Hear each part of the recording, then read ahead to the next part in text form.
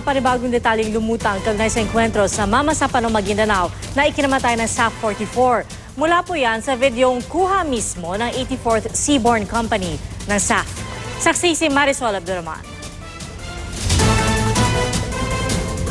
January 25, 2015. Barangay Pitsandawan, Mamasapanong, Maguindanao. Time, 11:30 a.m. Encounter with the MLF. Nakadapa, hawak ang armas at nagkukubli sa sagingan ang assault team na karamihay mula sa 84th Seaborne ng PNP SAF. Sa kuhang ito bago magtanghali noong January 25. Buhay pa silang lahat sa mga oras na yun. Halos 7 oras matapos mapatay ng kanilang grupo ang terorisang si Marwan pasado alas 4 na madaling araw.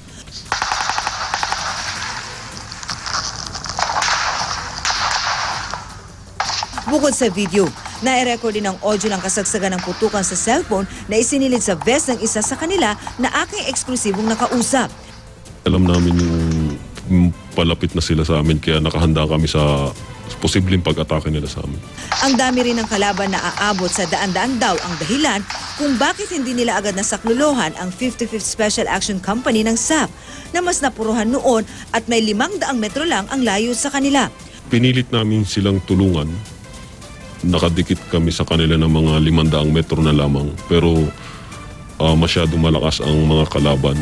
Alas 4 ng hapon ang may namatay sa kanila na umabot sa Siyam pagkatapos ng putukan alas 5 ng hapon.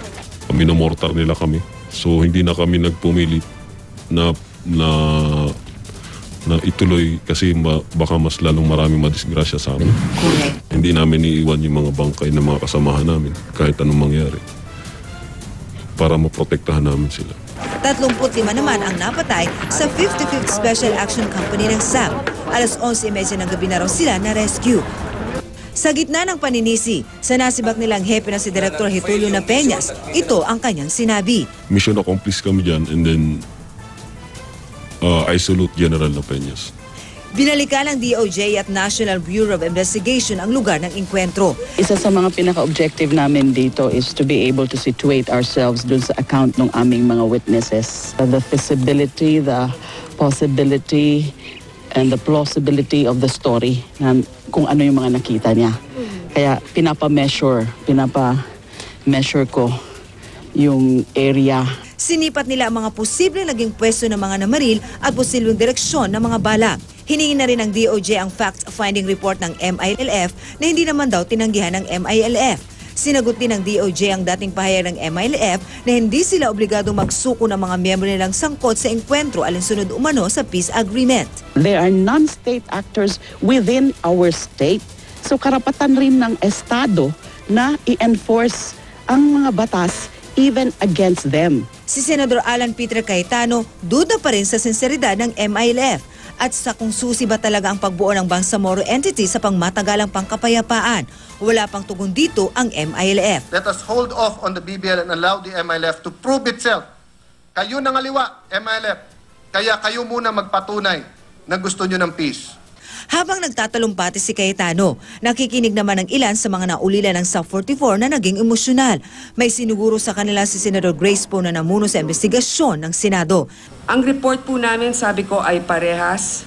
Ito po ay maglalaman ng patas na pagturing sa lahat, subalit walang sasantuhin sa lahat ng nagkasala at may pananagutan sa batas. Yan din ang siniguro ng PNP na bumuo ng Board of Inquiry na nag-iimbestiga sa engkwentro. Sa gitna yan ng batikos, napihadong whitewashed, malabnaw o walang bigat ang investigasyon na hindi nilahukan ng Pangulo. BOI yan, inquiry yan, nagtatanong lang yan. Diba? Dapat totoo yan. Factual, objective. Hindi subjective, walang kasinungalingan. Yan din ang tiniyak ng palasyo kahapon. Ako si Marisol Abduraman, ang inyong saksi.